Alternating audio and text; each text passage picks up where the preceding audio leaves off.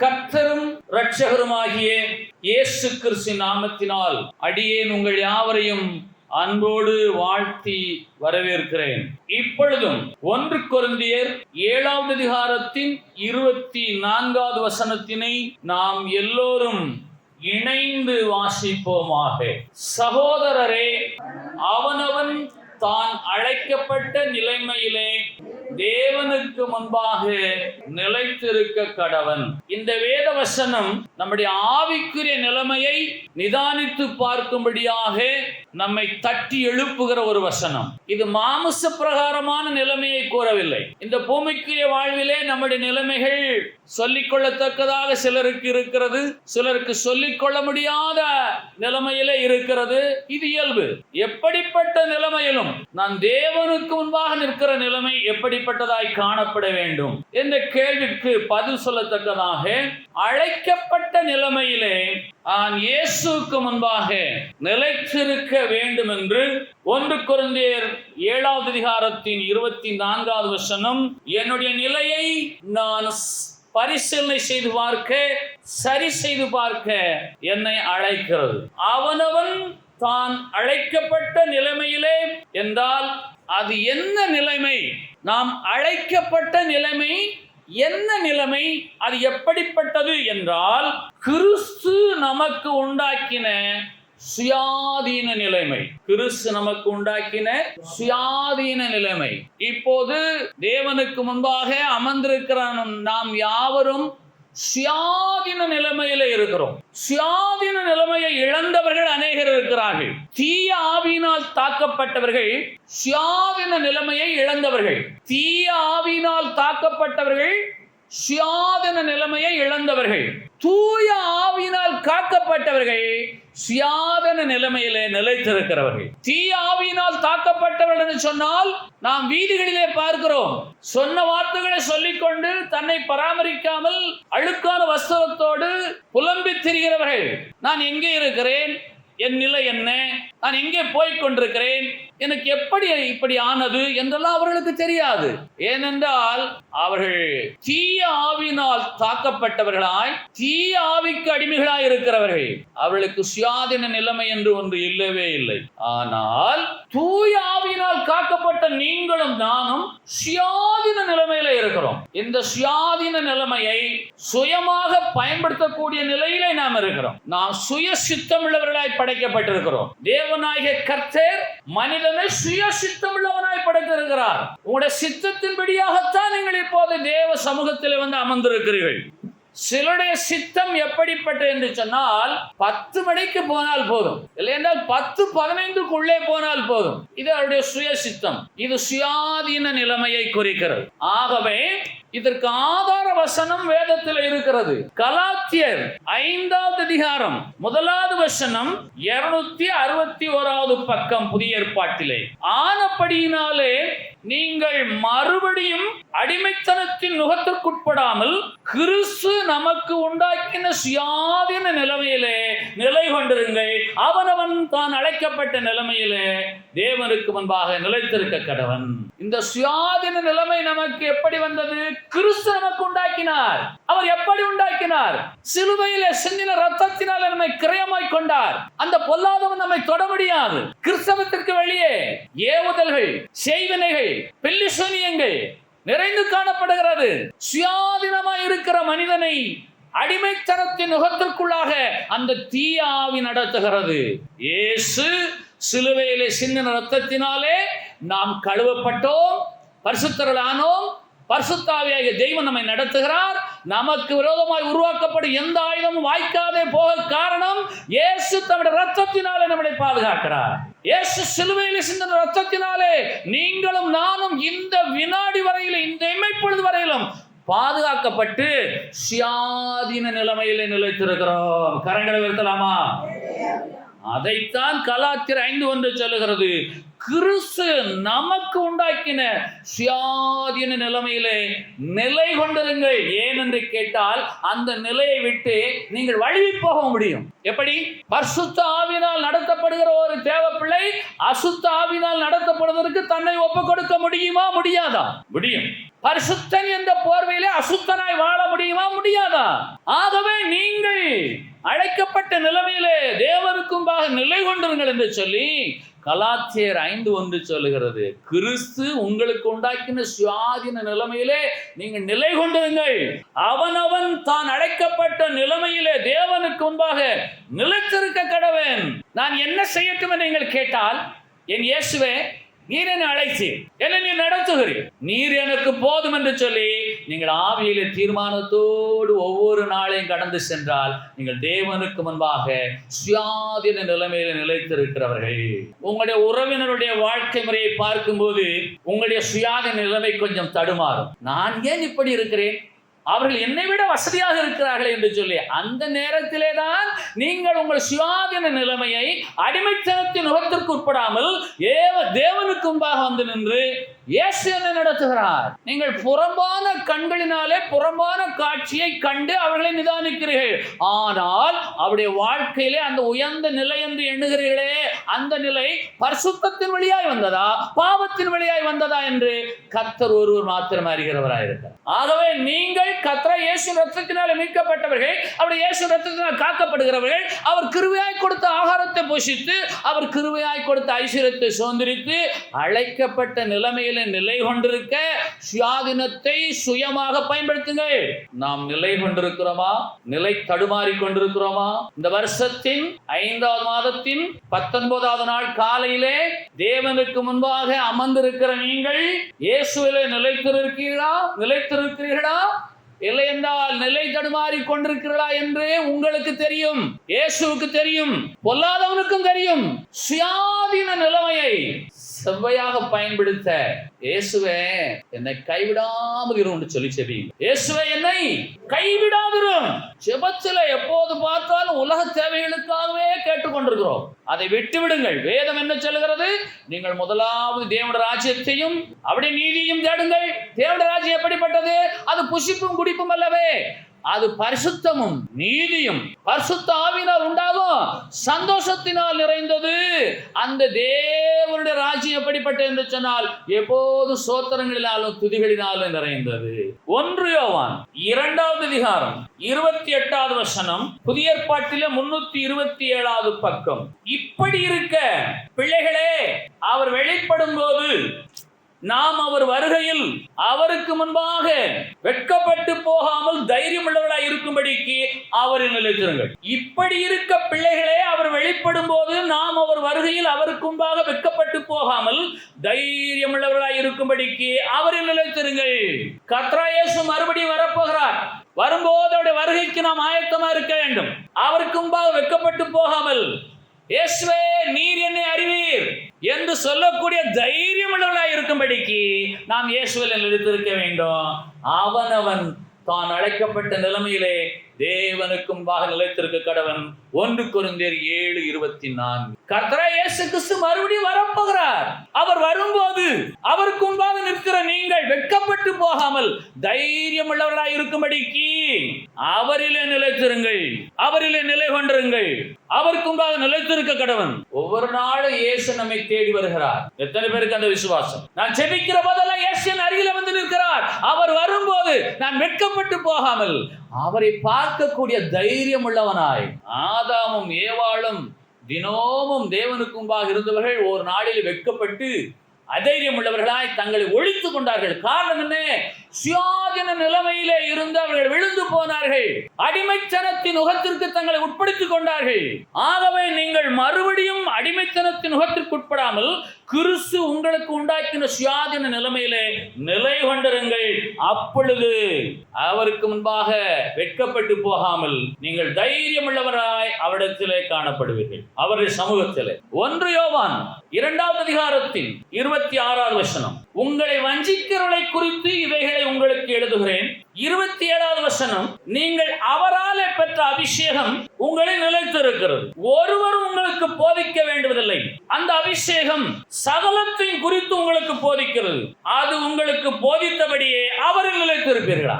1 யோவான் 2வது அதிகாரம் 26வது வசனம், உங்களை வஞ்சிக்கிறவர்களை குறித்து இவைகளை உங்களுக்கு எழுதுகிறேன் என்று சொன்னால் 27வது வசனத்தில் உள்ள சாரத்தை அவர் நமக்காக எழுதுகிறார். அந்த சாரம் என்ன?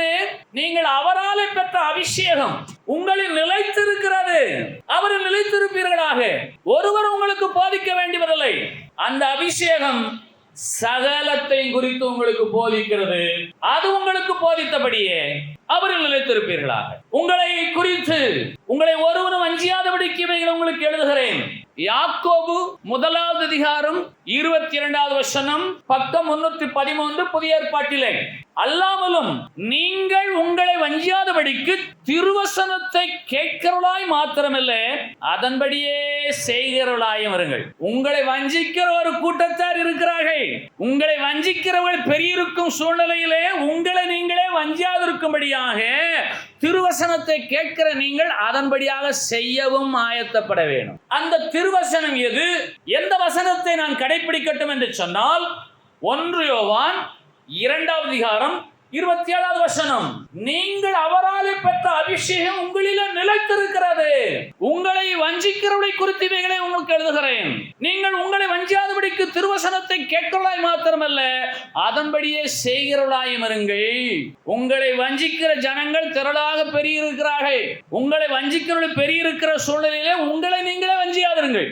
மறுபடியும் சொல்லுகிறேன், உங்களை வஞ்சிக்கிறவர்கள் பெருகியிருக்கிற சூழ்நிலையிலே நீங்கள் உங்களை நீங்களே வஞ்சியாதிருங்கள். உங்களை நீங்களே வஞ்சிப்பது எதிரே என்று சொன்னால், வேத வசனத்தை கேட்கிறவர்களாய் மாத்திரமல்ல, அதன்படியே செய்கிறவர்களாயும் நீங்கள் இருக்க வேண்டும் என்று சொன்னால், இன்றைக்கு நீங்கள் எந்த வசனத்தின்படியாக செய்ய வேண்டும் என்றால், 1 யோவான் 2வது அதிகாரம் 27வது வசனம். 1 யோவான் 2வது அதிகாரம் 24வது வசனம். ஆகையால் ஆதி முதல் நீங்கள் கேள்விப்பட்டது உங்களில் நிலைத்திருக்க கடவது. இந்த வேத வசனம் ஒரு அற்புதமான திருப்புமுனையான வேத வசனம். 1 யோவான் 2வது அதிகாரம் 24வது வசனம். ஆகையால் ஆதி முதல் நீங்கள் கேள்விப்பட்டது உங்களில் நிலைத்திருக்க கடவது. ஆதி முதல் நீங்கள் கேள்விப்பட்டது உங்களில் நிலைத்திருந்தால் நீங்களும் குமாரனிலும் பிதாவிலும் நிலைத்திருப்பீர்கள். ஆதி முதல் நீங்கள் கேள்விப்பட்டது உங்களில் நிலைத்திருந்தால் நீங்களும் குமாரனிலும் பிதாவிலும் நிலைத்திருப்பீர்கள். 1 கொரிந்தியர் 13வது அதிகாரம் 13வது வசனம். இப்பொழுது விசுவாசம், நம்பிக்கை, அன்பு இம்மூன்றும் நிலைத்திருக்கிறது. ஆதியிலே நீங்கள் கேள்விப்பட்டது உங்களில் நிலைத்திருக்க கடவுது என்று சொன்னால், விசுவாசம், நம்பிக்கை, அன்பு இம்மூன்றும் நிலைத்திருக்கிறது. நீங்கள் ஆதியிலே கேள்விப்பட்ட விசுவாசம் தான் அபிஷேகமாயிருக்கு. எப்படி ஆதியிலே நான் கேள்விப்பட்ட விசுவாசம் எனக்கு அபிஷேகமாகும் என்று சொன்னால், எபேசியர் 2வது அதிகாரத்தின் 8வது வசனம், புதிய ஏற்பாட்டிலே 265வது பக்கம். கிருபையினாலே விசுவாசத்தை கொண்டு ரட்சிக்கப்பட்டீர்கள். இது உங்களால் உண்டானதல்ல, இது தேவாதி தேவனுடைய ஈவு. எப்படி நான் ரட்சிக்கப்பட்டேன்? ஆதியிலே. நான் எப்படி ரட்சிக்கப்பட்டேன்? கிருபையாக இயேசு என்னை தேடி வந்து என்னை ரட்சித்தார். எனக்குள்ளாக அவரை பற்றி விசுவாசத்தை அவர் கொடுத்தார். இதுதான் ஆதியிலே நீங்கள் கேள்விப்பட்ட விசுவாசம் என்ற அபிஷேகம். 1 யோவான் 2வது அதிகாரத்தில் 27வது வசனம் சொல்கிறதே, நீங்கள் அவராலே பெற்ற அபிஷேகம் உங்களில் நிலைத்திருக்கு என்று சொன்னால், நீங்கள் விசுவாசத்தை எப்படி பெற்றுக் கொண்டீர்கள்? உங்களுக்குள்ளாக இயேசுவை பற்றி விசுவாசம் எப்படி உண்டானது? எபேசியர் 2வது அதிகாரத்தில் 8வது வசனத்தின்படி, கிருபையினாலே விசுவாசத்தை கொண்டு நீங்கள் ரட்சிக்கப்பட்டீர்கள். நீங்கள் என்னை தெரிந்து கொள்ளவில்லை, நான் உங்களை தெரிந்து கொண்டேன். இன்றைக்கும் நம்மிலே இருக்கக்கூடிய அபிஷேகம் எது என்று கேட்டால், இயேசுவை பற்றும் விசுவாசமும், அவர் மேல வைத்திருக்கிற நம்பிக்கையும், அவர் மேல வைத்திருக்கிற அழியாத அன்புமே அபிஷேகமாய் இருக்கிறது. இதுதான் நீங்கள் ஆதியிலே பெற்ற அபிஷேகம். இன்றைக்கு அபிஷேகம், அந்நிய பாஷை, தீர்க்க தரிசனங்கள், சொப்பனங்கள் இதெல்லாம் பெருகி இருக்கிறது. வேதத்தின் அடிப்படையிலே இவைகளெல்லாம் ஏற்புள்ளது அல்லது உள்ளதுதான், ஏற்புள்ளதுதான். வேதத்தின் அடிப்படையிலே அபிஷேகம், அந்நிய பாஷை, தீர்க்க தரிசனம், சொப்பனங்கள் எல்லாமே ஏற்புடையது, வேதத்திற்கு புறம்பானதல்ல.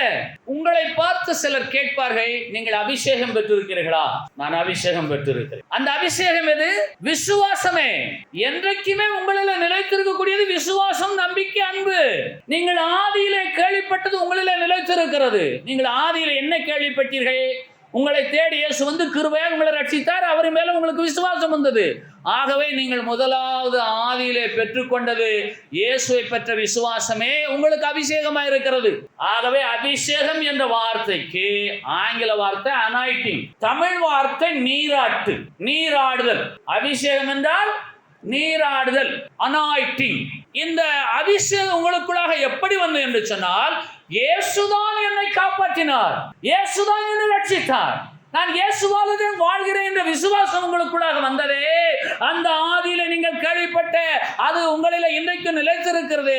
இதுதான் முதலாக நீங்கள் கேள்விப்பட்ட நிலைத்திருக்கிற விசுவாசமாகிய அபிஷேகம். எல்லாருமே அந்நிய பாஷை பேசுகிறார்களா? எல்லாருமே தீர்க்க தரிசனம் உரைக்கிறார்களா?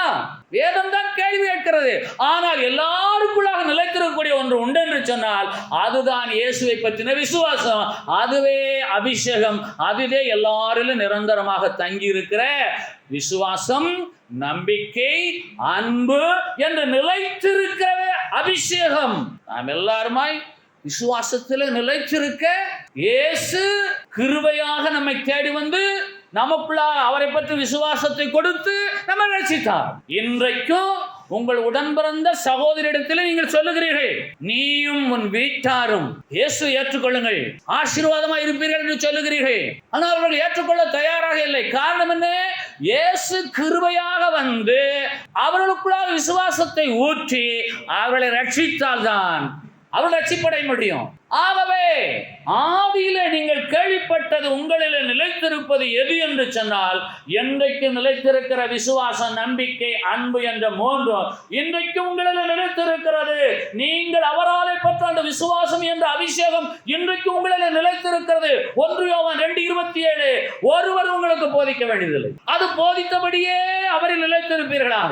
உங்களை பார்த்து யாராகிலும் நீங்கள் அபிஷேகம் பெற்றிருக்கிறீர்கள் என்று கேட்டால் நான் பெற்றிருக்கிறேன் என்று சொல்லுங்கள். ஏன் என்று கேட்டால் நிலைத்திருக்கிறது விசுவாசம். உங்களுடைய விசுவாசம் நிலைத்திருக்கிறது. நீங்கள் ஆதியிலே என்ற வார்த்தை உலக தோற்றத்துக்கு முன்னதாக உள்ள வார்த்தை. ஆதியிலே என்றைக்கு நீங்கள் ரட்சிக்கப்பட்டீர்கள் என்பது ஆதியிலே நீங்கள் என்றைக்கு விசுவாச பிள்ளைகளானீர்கள், அது ஆதியிலே உலக தோற்றத்திற்கு முன்னதாக, நீங்கள் உருவாவதற்கு முன்னதாக பிதாவாகிய தேவனிலே முன்குறிக்கப்பட்டுத்தான் நீங்கள் ரட்சிக்கப்பட்டீர்கள். ஆகவே அந்த விசுவாசம் இன்றைக்கு உங்களில் நிலைத்திருக்கிறது. ஆகவே அதுவே நமக்கு நாம் கேள்விப்பட்ட ஆதியிலே நாம் கேள்விப்பட்ட நம்மில் நிலைத்திருக்கிற விசுவாசம், நம்பிக்கை, அன்பு என்ற 3 அபிஷேகமா இருக்கிறது.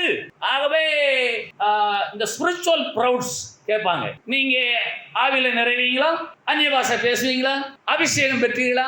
இதெல்லாம் சர்வசாதாரணமாக கேட்கப்படக்கூடிய கேள்விகள். நீங்கள் அபிஷேகம் பெற்றீர்களா என்று சொன்னால் நான் அபிஷேகம் பெற்றேன் சொல்லுங்க. அந்நிய பாஷை பேசுவீங்களா என்று கேட்டால் எனக்கு 2-3 பாஷை தெரியும். நான் ஹிந்தி பேசுவேன், ஆங்கிலம் பேசுவேன், தெலுங்கு பேசுவேன், கன்னடம் பேசுவேன். என் சொந்த பாஷை தமிழ் பாஷை. அந்த தமிழ் பாஷைக்கு விரோதமான மற்ற எல்லா பாஷை அந்நிய பாஷை. அந்நியர்கள் உள்ளே பிரவேசிக்க கூடாது. அந்நிய செலவாணி. புரியுமா உங்களுக்கு? அப்போ அந்நிய பாஷையை பேசுவேன்னு சொன்னா இங்கிலீஷ் பேசினா அந்நிய பாஷை தான், தெலுங்கு பேசினா அந்நிய பாஷை, கன்னடம் பேசினா அந்நிய பாஷை. அது உங்களுக்கு சொந்த பாஷை அல்ல. ஏன் என்று கேட்டால் எந்த பாஷையும் அர்த்தம் இல்லாத அல்ல என்று பரிசுத்த வேதாகமம் திட்டமாய் போதிக்கிறது.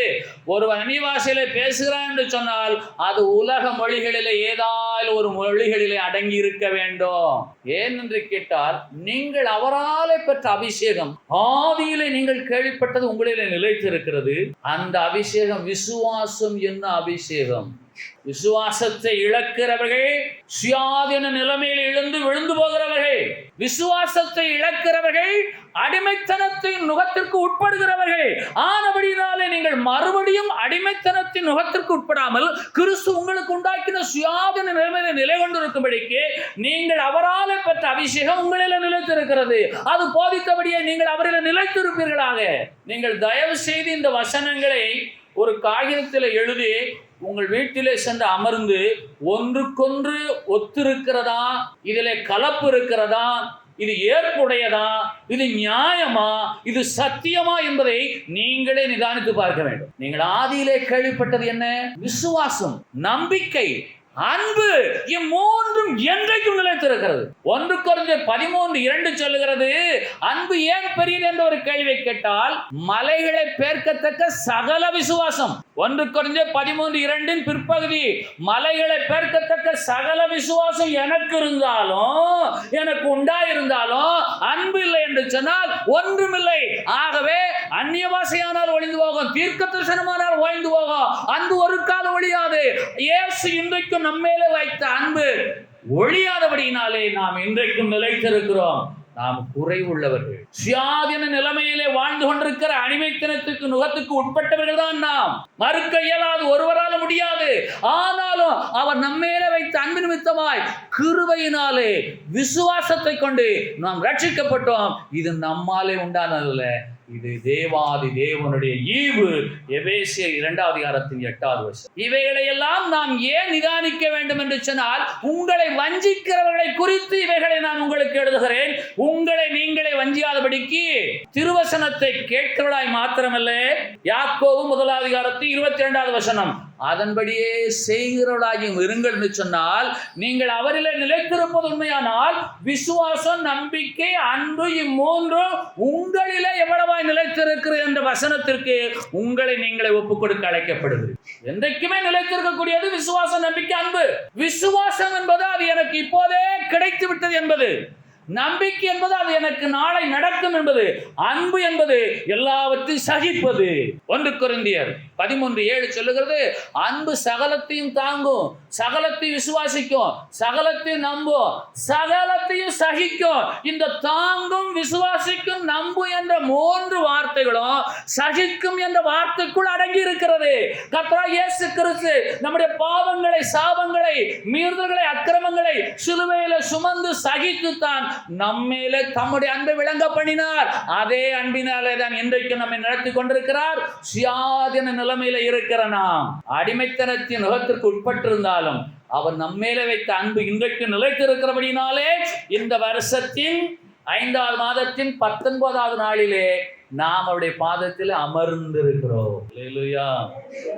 ஆகவே எபிரேயர் 12:1 சொல்லுகிறது, விசுவாசத்தை துவக்குகிறவரும் முடிக்கிறவருமாகிய இயேசு கிறிஸ்துவை நோக்கி நமக்கு நியமிக்கப்பட்டிருக்கிற ஓட்டத்திலே பொறுமையோடு என்ன செய்ய வேண்டும்?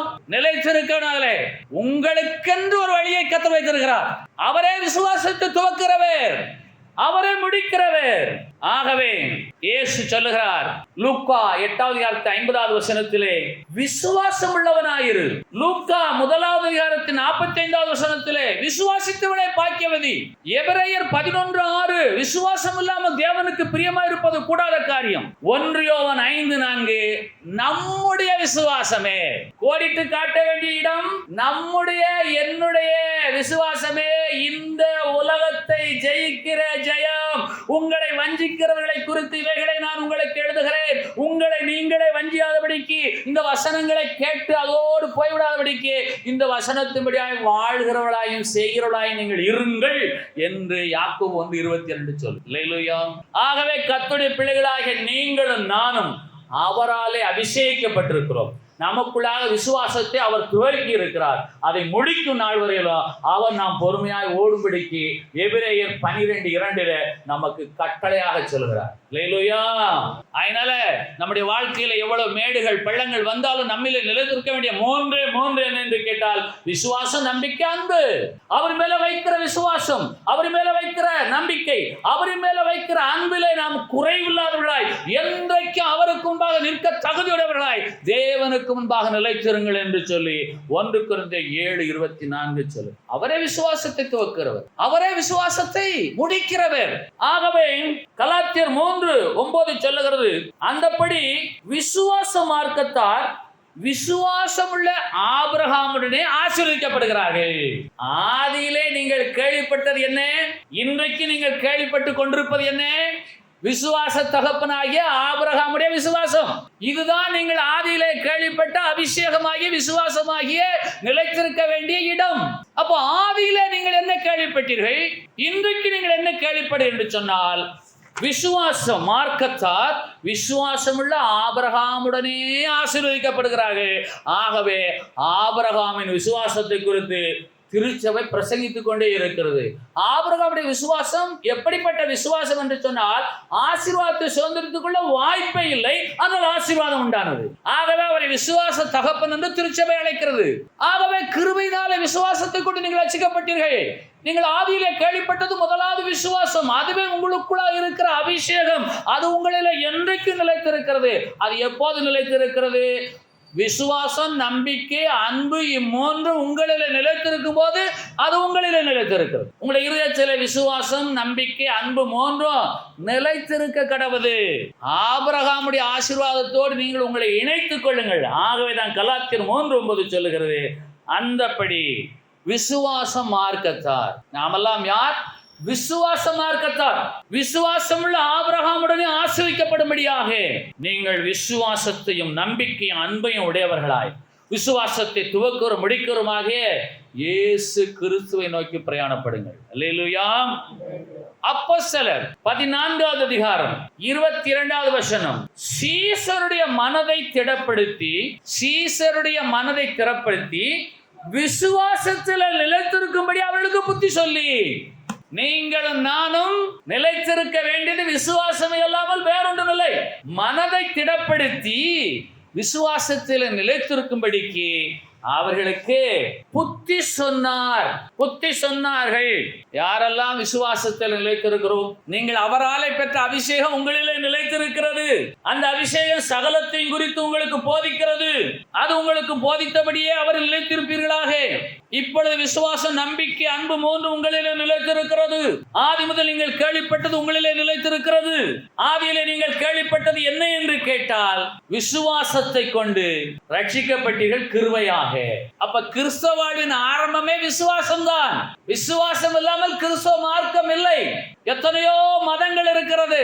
எந்த மதத்திலும் விசுவாசத்தை குறித்து வார்த்தையே கிடையாது. கிறிஸ்தவ மார்க்கத்தில் மாத்திரமே விசுவாசம் என்ற வார்த்தை உண்டு. உலகத்தார் சொல்லுகிறார்கள், அவன் என்னிடத்தில் 15 ஆண்டுகள் விசுவாசமாய் உழைத்த ஒரு வேலைக்காரன். அப்ப விசுவாச மார்க்கம் கிறிஸ்தவ மார்க்கம். அந்த விசுவாச மார்க்கத்தார் விசுவாசமுள்ள ஆபிரகாமுடனே ஆசீர்வதிக்கப்படுகிறார்கள். ஆபிரகாமுக்கு உண்டான ஆசீர்வாதங்கள் எல்லாம் நமக்கு உண்டாயிருக்கத்தக்கதாக ஆதியிலே நீங்கள் கேள்விப்பட்ட அந்த விசுவாசத்தில் நீங்கள் நிலைத்திருப்பீர்களாக. அந்த விசுவாசம் உங்களில் நிலைத்திருந்தால் நீங்களும் குமாரனின் பிதாவாகிய தேவனில் நிலைத்திருப்பீர்கள். ஆகவே ஒரு மனிதன் ரட்சிக்கப்படும் போது அவர்களுக்கு சொல்லப்படுகிற வார்த்தை எது? விசுவாசமாயிருங்கள். இன்றைக்கும் சொல்லப்படுகிற வார்த்தை எது? விசுவாசமாயிருங்கள், சந்தேகப்படாதிருங்கள், நீங்கள் ஆசீர்வதிக்கப்படுவீர்கள். ஆதியிலே நீங்கள் கேள்விப்பட்ட வார்த்தை உங்களிலே நிலைத்திருந்தால் நீங்களும் குமாரனிலும் பிதாவாகிய தேவனிலும் நிலைத்திருப்பீர்கள். ஏன் என்று கேட்டால், விசுவாசம், நம்பிக்கை, அன்பு என்றும் நிலைத்திருக்கிறது, இன்றும் நிலைத்திருக்கிறது, அது என்றும் நிலைத்திருக்கிறது. விசுவாசம் இல்லாமல் தேவனுக்கு பிரியமாய் ஜீவிப்பது கூடாத காரியம். ஆகவே ஒருவரை பார்த்து சொல்லுகிறார், நீ விசுவாசம் உள்ளவனாயிரு என்று சொல்லுகிறார். நம்முடைய விசுவாசத்தின் அளவு அதுதான் நம்முடைய அபிஷேகம். நம்முடைய விசுவாச வாழ்வு நம்மை நடத்துகிறது. பல்வேறு பிரச்சனைகளை சிக்கி தவிக்கும் போது முதலாவது உலக பிரகாரமாக நீங்கள் யோசித்து பார்க்கிறீர்கள். உங்களால் அதில் ஜெயம் கொள்ள முடியவில்லை என்று சொன்ன உடனே உங்கள் மனம் திரும்புகிறது, கர்த்தரிடத்தில் ஜெபிப்போம், கர்த்தர் பார்த்துக் கொள்வார். இதுதான் விசுவாசம். இதான் நீங்கள் ஆதியிலே பெற்ற கேள்விப்பட்ட அந்த அபிஷேகம். அது உங்களில் இன்றைக்கு நிலைத்திருக்கிறது. நீங்கள் அதில் நிலைத்திருந்தால் நீங்களும், வசனம் அப்படித்தான் சொல்லுகிறது, 1 யோவான் 2:24 நீங்களும் குமாரனிலும் பிதாவிலும் நிலைத்திருப்பீர்கள். ஏன் என்று கேட்டால், கிருபையினாலே விசுவாசத்தை கொண்டு நாம் ரட்சிக்கப்பட்டோம். நான் ரட்சிக்கப்பட காரணமே அவரை பற்றும் விசுவாசமே. ஒரு மனிதனுக்குள்ளாக விசுவாசத்தை கொண்டு வருகிறவரே பரிசுத்த ஆவியானவர் தான். ஒரு மனிதன் விசுவாசத்தில் நிலைத்திருப்பதே பரிசுத்த ஆவியானுடைய கிரியை தான். இதற்கு மேலாக ஒரு அபிஷேகம் தேவையில்லை. அபிஷேகம் அந்நிய பாஷை, தீர்க்கதரிசனம் என்று ஜனங்கள் ஓடி ஏமாந்து கொண்டிருக்கிறபடினாலே உங்களை வஞ்சிக்கிறவர்களை குறித்து இவைகளை உங்களுக்கு எழுதியிருக்கிறேன். நீங்கள் அவராலே பெற்ற அபிஷேகம் உங்களில் நிலைத்திருக்கிறது. ஒருவர் உங்களுக்கு போதிக்க வேண்டியதில்லை. அந்த அபிஷேகம் சகலத்தையும் குறித்து உங்களுக்கு போதிக்கிறது. அது உங்களுக்கு போதித்தபடியே நீங்கள் அவரில் நிலைத்திருப்பீர்களா? ஆகவே இயேசு ஒரு குறிப்பிட்ட ஜனங்களை பார்த்து கேட்கிறார், விசுவாசம் இல்லாத மாறுபாடான சந்ததியை எதுவரைக்கும் நான் உங்களோடு கூட இருப்பேன். உபவாசம் இல்லாத மாறுபாடான சந்ததி என்று அவர் சொல்லவில்லை. அந்நிய வாசை இல்லாத மாறுபாடான சந்ததி என்று சொல்லவில்லை. தீர்க்க தரிசனம் இல்லாத மாறுபாடான சந்ததி என்று அவர் சொல்லவே இல்லை. விசுவாசம் இல்லாதவன் மாறுபாடானவன். விசுவாசத்தை துவக்கிறோம் முடிக்கிறோம் இயேசுதானே. நீங்கள் அவரை பின்பற்றக்கூடாது. உங்களை வஞ்சிக்கிறவர்களை குறித்து நான் இவைகளை உங்களுக்கு எழுதுகிறேன். ஏன் என்று கேட்டால், நீங்கள் உங்களை வஞ்சிக்கிறவர்களாய் இருக்கிறீர்கள். உங்களை வஞ்சிக்கிறவர்கள் பெருகி இருக்கிறார்கள். உங்களை நீங்களே வஞ்சிக்கவும் வாய்ப்பு உண்டு. ஆகவே ஆபிரகாமின் ஆசீர்வாதத்தை சுதந்தரிக்கிறவர்கள் யார்? விசுவாச மார்க்கத்தார். கலாத்தியர் 3:9. விசுவாச மார்க்கத்தார் விசுவாசமுள்ள ஆபிரகாமுடனே ஆசீர்வதிக்கப்படுகிறார்கள். வெளிப்படுத்தல் 2வது அதிகாரம் 5வது வசனம். ஆகையால் நீ இன்ன நிலைமையிலிருந்து விழுந்தாய் என்பதை நினைத்து மனம் திரும்பி ஆதியில் செய்த கிரியைகளை செய்வாயாக என்று கர்த்தருடைய ஆவியானவர் நம்மை பார்த்து. எந்த ஒரு அற்புதமான ஒரு வாக்கியம். ஆதியில் செய்த கிரியைகளை நீங்கள் இன்றைக்கும் செய்ய வேண்டும். அந்த ஆதியில நீங்கள் கேள்விப்பட்டீர்களே விசுவாசம் என்ற வார்த்தை. அந்த வார்த்தையை பல நாட்களாக, பல வாரங்களாக, பல மாதங்களாக, பல வருஷங்களாக நீங்கள் பிடித்துக் கொண்டிருந்தீர்கள். இப்போது இந்த நிலைமையில நீங்கள் விழுந்திருக்கிறபடினாலே நீங்கள் அவர்களை நிலைத்திருக்க முடியவில்லை. ஆகையால் இந்த நிலைமையிலிருந்து விழுந்தா என்பதை நினைத்து என்ன செய்ய வேண்டும்? ரிப்பன்ட், மனம் திரும்புங்கள். ஆகவே மனம் திரும்பினால்தான் பரலோக ராஜ்யம் வந்து சேரும். ஆகவே யோவான் என்ன சொல்லுகிறார்? மனம் திரும்புங்கள், பரலோக ராஜ்யம் சமீபமா இருக்கிறது என்று சொன்னால் அந்த பரலோக ராஜ்யம் எங்கேயோ இல்லை, அது உங்கள் உள்ளத்தில் இருக்கிறது. அல்லேலூயா. பரலோகத்தை சென்றடைவேன் என்று சொல்லுவார்கள். ஆனால் உள்ளத்தில் அவிசுவாசம் இருந்தால், உள்ளத்தில் அவநம்பிக்கை இருந்தால், அன்பு குறைந்து போயிருந்தால், ஆகவே மனம் திரும்புதல் என்பது மரண வரையிலும் நம்மில நடக்கக்கூடிய ஒரு நிகழ்வு. மறந்து போகாதுங்கள். நான் மனம் திரும்பி விட்டேன், நான் பரிசுத்தத்திலே பூரணமாகி விட்டேன், நான் ரட்சிக்கப்பட்டு விட்டேன் என்று சொல்லவே முடியாது. இன்னும் நான் மனம் திரும்ப வேண்டிய பாகங்கள், பகுதிகள், இடங்கள் என் வாழ்க்கையில் இருக்கத்தான் செய்கிறது. ஒருவரால் மறுக்க முடியாது. என்ன நிலைமையிலிருந்து விழுந்தா என்பதை நீ நினைத்து மனம் திரும்பி ஆதியிலே செய்த கிரியையை செய்வாயாக. ஆதியிலே ரட்சிக்கப்பட்ட புதிதிலே, கிருபையினாலே விசுவாசத்தை கொண்டு ரட்சிக்கப்பட்ட புதிதிலே, ஆதியிலே கேள்விப்பட்ட அந்த விசுவாச வார்த்தையிலே உங்களுக்கு அபிஷேகமாய் கொடுக்கப்பட்ட அந்த அபிஷேகமாகிய விசுவாசத்திலே நீங்கள் மீண்டும் வளர வேண்டும் என்பதை வெளிப்படுத்தல் 2:5 சொல்லப்படுகிறான். ஆலோசனையாயிருக்கு. ஆகவே ஆதியிலே எதற்கெடுத்தால் நீங்கள் என்ன சொல்லுங்கள்? உபவாசிப்போம், ஜெபிப்போம், அப்படித்தானே சொன்னீங்க. விசுவாசமா இருப்போம், கர்த்தர் நம்மை நடத்துவார் என்று சொன்ன வாய். ஆகவே நீங்கள் ஆதியிலே செய்த கிரியைகளை மீண்டும் செய்யுங்கள். நீங்கள் அப்போது நீங்களும் குமாரனிலும் பிதாவினிலும் நிலைத்திருப்பீர்கள். நான் நிலைத்திருக்கிறேன் என்று நீங்கள் சொன்னாலும் நீங்கள் நிச்சயமாக நிலைத்திருக்க வாய்ப்பில்லை. காரணம் என்ன தெரியுமா? இந்த உலகத்தின் பாடுகள், பொருளாதார நெருக்கங்கள், குடும்ப சுமைகள், வியாதிகள், பலவீனங்கள், வேலையில்லா திண்டாட்டங்கள், அரசியல் சூழ்ச்சிகள், இயற்கையின் சீற்றங்கள், மாற்றங்கள், இவைகளினாலே உங்களுடைய விசுவாசம் அலைபாய்ந்து கொண்டுதான் இருக்கும்.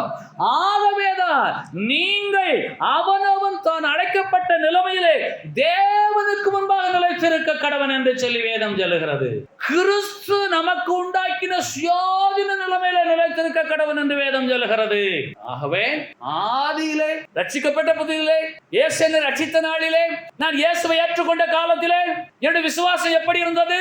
இன்றைக்கு என்னுடைய விசுவாசம் ஏன் நிலை கொண்டிருக்கவில்லை, நிலை தடுமாறி கொண்டிருக்க என்று சொன்னால் உங்களை நீங்களே நிதானித்து பாருங்கள். நான் விசுவாசத்தையும் நம்பிக்கையும் அன்பையும் உடையவனா? இம்மூன்றும் என்னிலே நிலைத்திருக்கிறதா என்ற கேள்விக்கு நீங்களே பதில் சொல்ல வேண்டும். ஒருவரும் பதில் சொல்ல முடியாது. அந்த பதில்களை ஏற்றுக்கொள்ள முடியாது. சிலர் விழுந்து போன உடனே சொல்லப்படுகிற வார்த்தை என்ன தெரியுமா? சிலர் தவறு ஒன்றை செய்த உடனே சொல்லப்படுகிற வார்த்தை என்ன தெரியுமா? சிலர் குற்றமானவர் என்று சொல்லப்படும் போது சொல்லப்படுகிற வார்த்தை என்ன தெரியுமா?